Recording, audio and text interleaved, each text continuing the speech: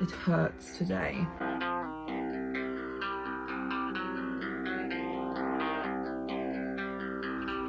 Hey pals, it's me again, back at it with some gay shit, duh. So in the UK, February is LGBTQ plus History Month, and I thought, you know, why wait for June? July? June? I can't remember. Stonewall's anniversary, I can't remember which one.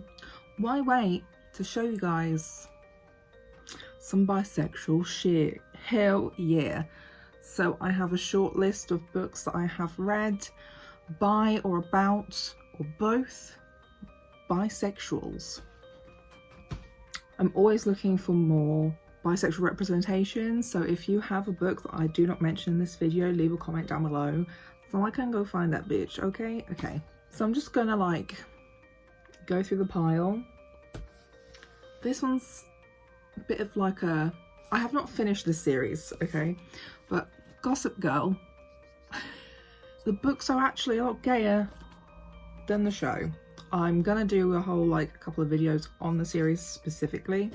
Basically, there's several characters that are definitely not as straight as they seem, but canonically Chuck Bass is definitely bi and has experimented with men and women in this series. If you don't know what Gossip Girl is, where have you been? Like, even when I hadn't watched the show, I knew what it was about. But basically it's a bunch of fucking rich kids on the Upper East Side in New York and this fucking website called Gossip Girl spreading gossip about everybody's lives because apparently people care. But there we go. That's basically what the series is about. I'm halfway through the book series. I really enjoyed watching the show. But if you were here for series I want to finish in 2021, Gossip Girl is on that list. I need to buy the rest of the books, but I don't know where to get them. But I'll swiftly move on. The next one is Leah on the Offbeat. We love that.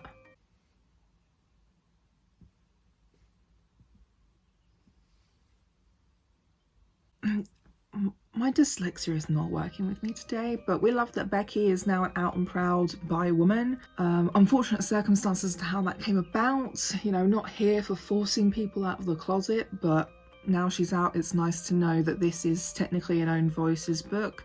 Leah on the Offbeat is about a fat bisexual woman. Well, yeah, teenage woman.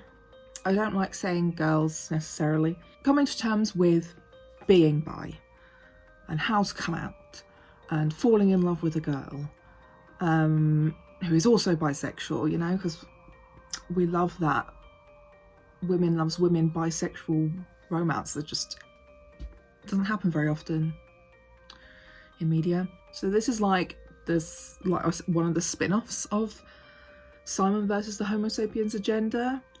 Those characters are vaguely in it. You do kind of see Simon and what is his name? I'm just gonna call him Blue. I've forgotten what his real name is. I'm sorry. I'm filming this on a whim and I'm just not mentally here. Is that new? No. But it's a fun time. Definitely got called out by this book. A lot. Just so much. So high key recommend, was a good time. My next book we have also talked about here before, but not otherwise specified, by Hannah Moskowitz, I assume. I've talked about this a few times before because it's one of the first books I ever read that was queer, especially with a leading lady. So the story goes, basically it's about Etta, who is a black ballet dancer with an eating disorder, who is also bisexual. I also felt called out by this book. This book called me out in so many ways. She basically isn't sure whether she wants to do ballet anymore because it makes her want to die because of her eating disorder, big mood. So she kind of moves into the musical theatre realm of things, makes some new friends because her old friends are biphobic lesbians, which is great time. Very real issue for bisexual women. So I love that it addressed that. And I really enjoyed it as a book. But I'm white, so I can't really say much on the representation of her as a black girl. I do have to say she has locks, but I think the writer calls them dreads or dreadlocks, which I know not everybody's happy about when it comes to what to call locks. But as the story goes, enjoyable story, loved it. She didn't necessarily end up with anybody at the end. Sorry, spoiler alert, I should have said that, but whatever. It's nice that it has bits of romance in it, but it's not the be all and end all, which was another thing that I don't see often in books we love. Then I'm going to talk about, sorry Melanie, Fully Functioning Human Almost by Melanie Murphy, but also her fiction book, If Only. I don't have a physical copy of that, but I read it last year as an ebook. So obviously, well maybe not obviously, Melanie Murphy is a bisexual woman. So she wrote this memoir self-help kind of book, and it does discuss sexuality and things like that in it, which is wonderful. We love that. Also, inclusive of non-binary people. It's in the little like introduction. We love that. Non-binary pals made me want to cry.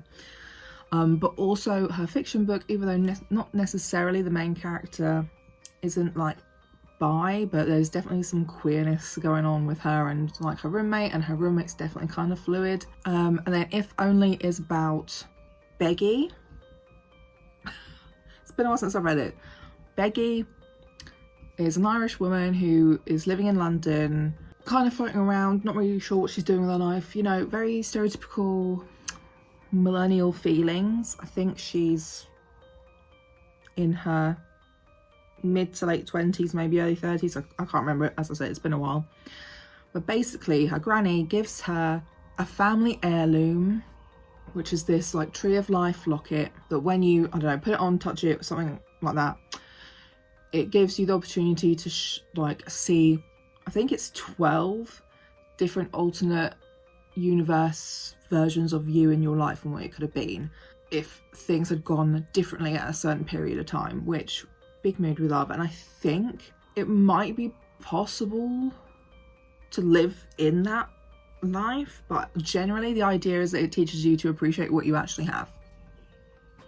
But also it's really fucking sad, so had me crying, so there we go. But big mood. Maybe this is why I want to move to Ireland instead of live in the UK. Can you blame me? And then I want to talk about Alice Oseman's books. We're going to start with Heartstopper, obviously. So Heartstopper is our big MC, main character, baby, Nick the bisexual. But basically this is the kind of spin-off graphic novel from Solitaire, Alice Oseman's first book. Charlie, this one here, is the brother of the main character of that book. And it's basically the story of these two getting to know each other, getting together in their relationship, and it's meant to be like relatively fluffy, minimal angst. Book 3, there is definitely trigger warnings for eating disorders, disordered eating, which if you haven't read Solitaire, you would be prepared for, which was me. I read Solitaire after reading Heartstoppers 1 through 3. If you want to know more about my thoughts and reactions, I did a reading vlog, I think, of the first 2. You can watch that on my channel. But also Radio Silence by Alice Oseman. The main character is another black bisexual woman, late teenager, I think. Yeah, she's planning on going to university, basically. How do I describe Radio Silence? Basically, I think the main character is called Frankie. She's an artist, but feels like she can't go and do art at uni or pursue art for some reason. She loves this podcast. She basically accidentally meets and finds out who runs this podcast. They become friends. They do a lot of story planning, making the podcast together. He is the twin of a girl Frankie kind of was in love with, who then just fucking ran off, you know? So there's a kind of slight mystery element of what the fuck happened to her for a while. Trigger warnings of abusive parents, fucking dog death. You know, there we go. And then I Was Born for This. And I Was Born for This, it's like a 2 point of view book between a fan and the lead singer of a band. So it swaps between the two. It shows you a lot of like the weird, crazy sides of fandom, which I don't like. And I talked about that, I think, a bit more in my wrap-up video. And you see what it's like being a member of a band that's gotten really popular really quickly, and you suffer with anxiety and mental health issues, and you kind of just are suffering. So one of the band members, Lister, is canonically bi. He's a bit of a slut. Not really though. Like he's got this reputation that isn't true. But basically he's bi, so there you go. I love Lister. He's not very well. Same. Relies on substance misuse to deal with mental illness in it. Big mood, I understand. What am I saying? And the last book in my list for this video, I guess, like, I don't know, is Even If We Break. So, how do I explain this one? I swear these get harder and harder to explain. So this is a group of friends who have had like multiple kinds of falling outs and growing apart, but they were all friends because they enjoy playing a tabletop roleplay game, kind of like D&D. Roughly half of them are about to go off to college, university, all different ones. A couple of them are still left behind. A lot of their worlds have changed a lot since, you know, from starting playing this game to present. And they all decide to participate in one final, like, quest or some shit. Like, I don't know how these tabletop games work. I'm very sorry. I would like to play them. I haven't got friends who do that. This is just my guess at trying to do this. I don't know what they're called. So they go up to rich bitch's cabin where there's lots of creepy ghost stories and rumors about serial killers killing people up there and shit like that. So everyone's like,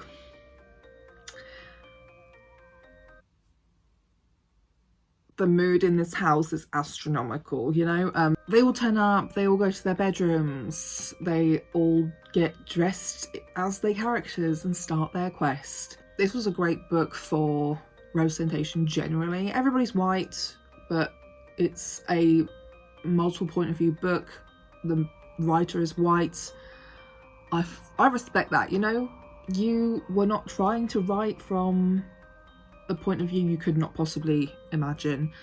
But so we have a binary trans man who is also disabled, and I think it's something kind of like hypermobility related, because it's lots to do with like joints and subluxing and things like that. A non-binary person who is poor, and that's like personality trait, non-binary, poor. We have an autistic woman who shaved her head, who's bi. There we go. The point, there she is. We have a cis white man who's kind of rich, and I think he's bi. Like, from my reading of this book, it did sound like both, fucking hell, what are their names? Carter, there we go, okay. Excusez-moi. So Maddie is the autistic bisexual and Carter is the white cisgender bisexual.